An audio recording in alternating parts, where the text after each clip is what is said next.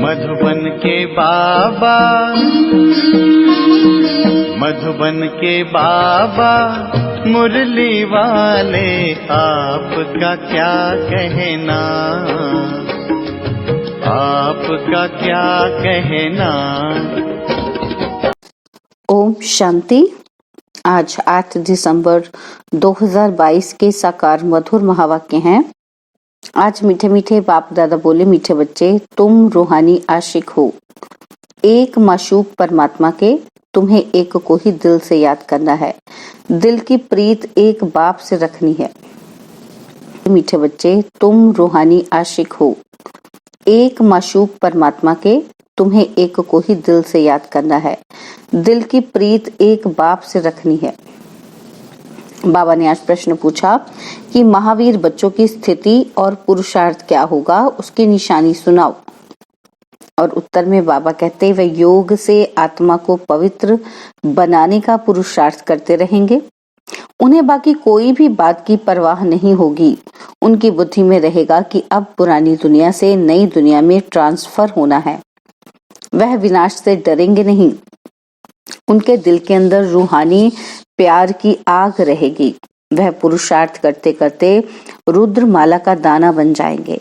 मुरली का गीत है, ना वे हमसे जुदा होंगे। ओम शांति। इसको कहा जाता है रूहानी प्यार, अर्थात रूहों का रूहानी बाप के साथ प्यार। दुनिया भी उस रूहानी बाप को ही याद करती है कि हमको दुख से लिबरेट करो या दुख हरो। अब दुख हरो के पिछाड़ी सुख करो भी कहेंगे। तो सुख है ही सतयुग आदि में, तो जरूर कलयुग अंत में दुख होगा। ये बातें तुम बच्चे समझते हो, सारी दुनिया तो नहीं जानती है, तुम्हारे में भी थोड़े हैं।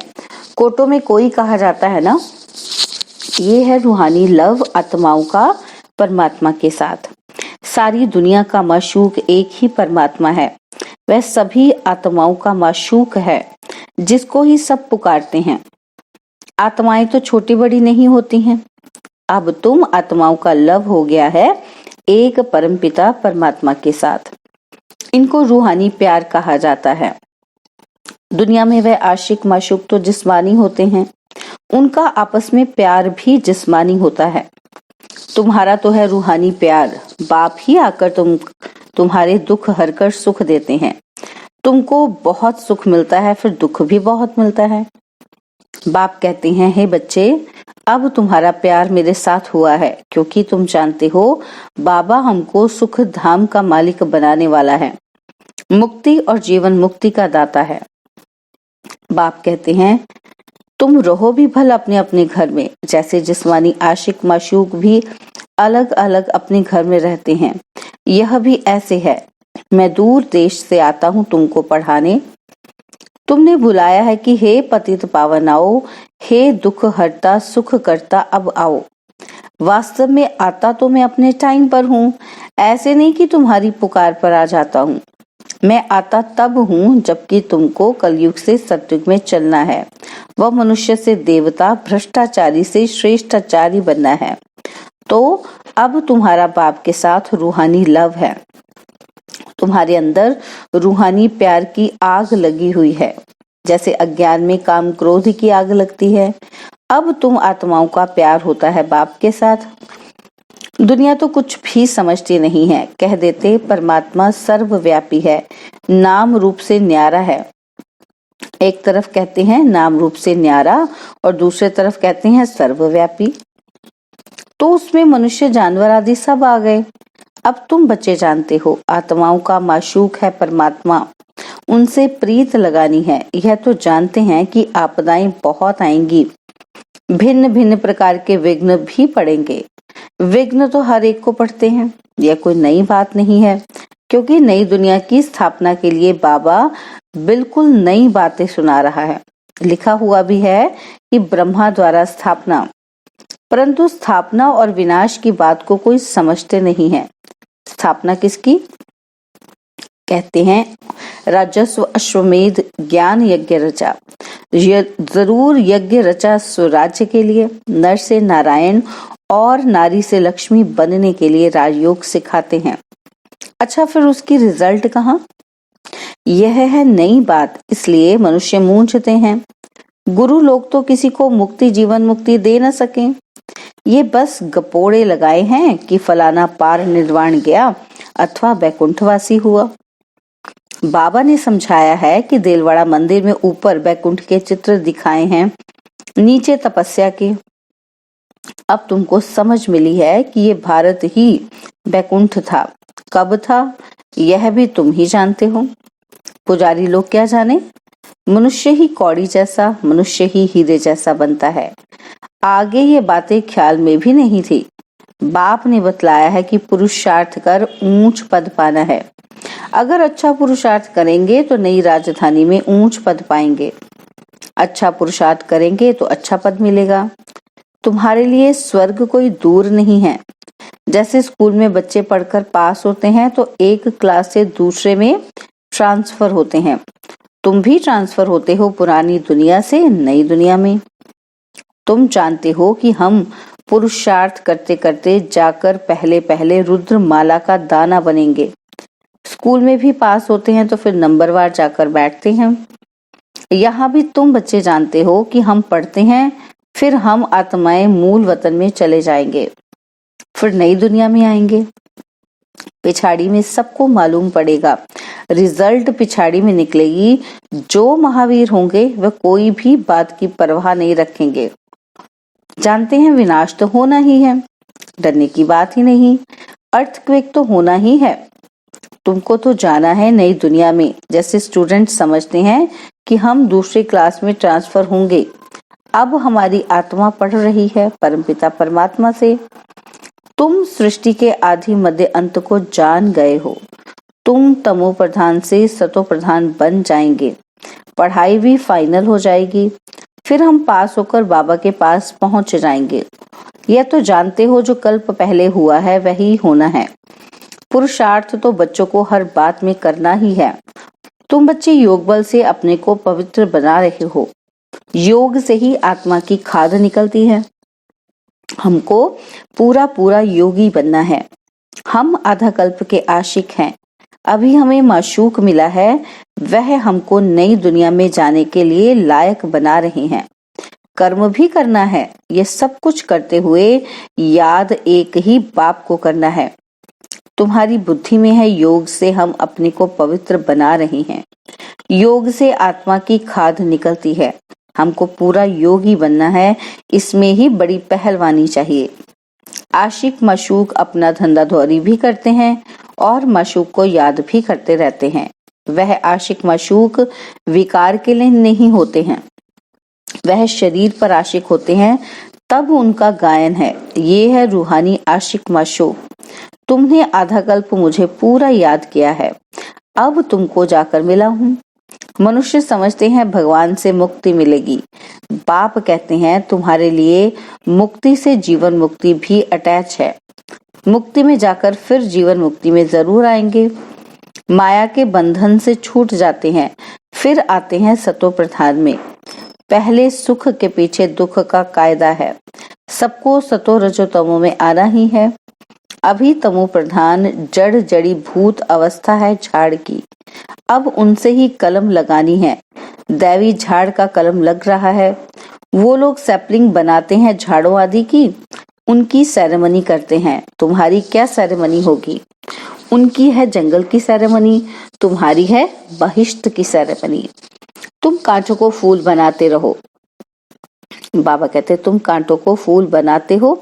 ये सारी संगम की बात है। अब पूरा पूरा पुरुषार्थ करना है, निरंतर याद की ही कोशिश करनी है। तुमको फायदा बहुत होगा, अच्छा वर्षा मिलेगा। बाप के साथ योग अथवा पूरा लव चाहिए, उनसे ही विकर्म विनाश होते हैं। तुम्हारे में जो खाद पड़ी है वो योग से ही निकलती है। सारा मदार है याद करने पर, नहीं तो माया विकर्म करा देती है। बाप कहते हैं जो कुछ विकर्म किया है वह बाप के आगे रख माफी मांगनी है। बाप सम्मुख आए हैं तो तौबा भर लो। तुम्हारे में भी नंबरवार हैं जो बाप को पूरा लव करते हैं। लव करने वाले ही बाप की राय पर चलते होंगे। तुम सब सीताओं का राम एक ही बाप है। तुम तो समझ गए हो कि अब औरों को समझाना है। बाकी भक्ति तो एक प्रकार की दुकानदारी है, ये करते करते ही मर जाएंगे, लड़ाइयां लगेंगी, विनाश होगा, फिर तो कुछ भी नहीं कर सकेंगे। भक्ति मार्ग भी ऐसे ही खत्म हो जाएगा। अभी तुम बच्चे बाप से वर्षा ले रहे हो। बाप कहते हैं बच्चे भूलो नहीं, तुम सबसे जास्ती प्यारे हो, तुमको ही सबसे ऊंच पद मिलता है, नहीं पढ़ेंगे तो पद भी नहीं पाएंगे। बाबा कहते हैं जो कुछ बीमारी आदि होती है ये तुम्हारे ही कर्मों का हिसाब किताब है, तुमको तो पढ़ना और पढ़ाना है। ये राजधानी स्थापन हो रही है, इसमें गरीब, साहूकार, प्रजा, नौकर, चाकर आदि सब बनने हैं। जो बादशाह बनते हैं जरूर उन्होंने अच्छे कर्म किए हैं, श्रीमत पर चलते हैं तो अच्छा पद पाते हैं। बड़ा भारी स्कूल है, नंबरवार मर्तबे हैं। कोई बैरिस्टर लाख रुपया कमाते हैं तो कोई बैरिस्टर 500 भी नहीं कमाते। कहेंगे तकदीर, पढ़ाई पूरी नहीं पढ़ सकते हैं तो कहेंगे ड्रामा अनुसार इनकी तकदीर ऐसी है, पढ़ाई के अनुसार ही पद पाएंगे, आगे चलकर तुमको पूरा पूरा साक्षात्कार होता रहेगा। कहेंगे तुम्हारे ऊपर इतनी मेहनत की फिर तुम पढ़े नहीं, अब तो सजा खानी पड़ेगी। जन्म जन्मांतर की सजाओं का साक्षात्कार होता है। कर्मातीत अवस्था में जाना है तो पिछाड़ी में सब साक्षात्कार करते रहेंगे। ऐसे ऐसे किया है, उनकी यह सजा है। सजाओं का भी साक्षात्कार कराते हैं। अभी तुम जानते हो कि हम आत्माएं बच्चे हैं, भक्ति मार्ग में माशूक के आशिक थे, अब तो वह मिल गया है। इस माशूक से क्या मिलता है? ओहो, वह हमको स्वर्ग का मालिक बनाते हैं। तुम अब बाप और वर्षे को जान गए हो, इसलिए बाप समझाते हैं कोई भी मिले तो समझाओ, तुमको दो बाप हैं, एक हद का, दूसरा बेहद का।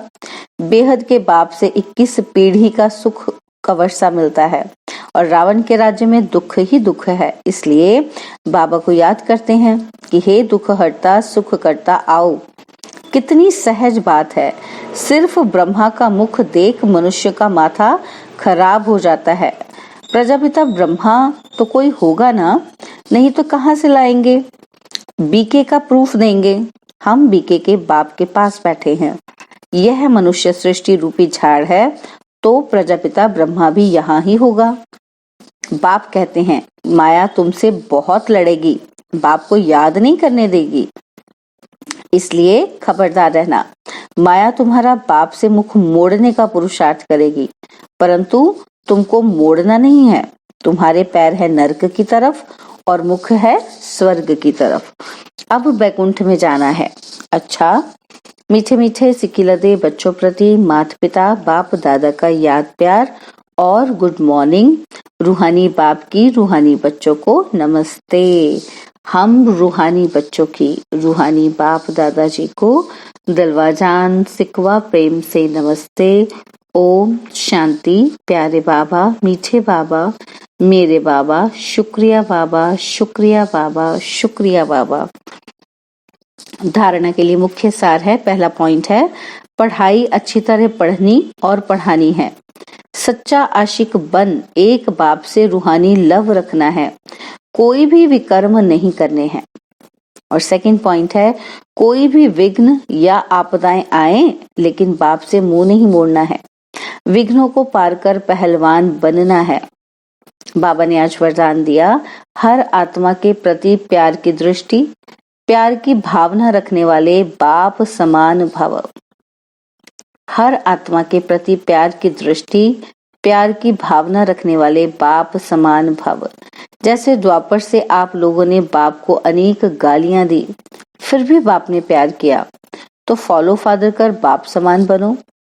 कैसी भी आत्माएं हो लेकिन अपनी दृष्टि, अपनी भावना प्यार की हो। इसको कहा जाता है सर्व के प्यारे। कोई इंसल्ट करे या घृणा, सबके प्रति प्यार हो, चाहे संबंधी क्या भी कहे क्या भी करे, लेकिन आपकी भावना शुद्ध हो, सर्व के प्रति कल्याण की हो। इसको कहते हैं बाप समान। स्लोगन है विशेष आत्मा वह है जो विशेषताओं को ही देखे और उनका ही वर्णन करे। विशेष आत्मा वह है जो विशेषताओं को ही देखे और उनका ही वर्णन करे। ओम शांति।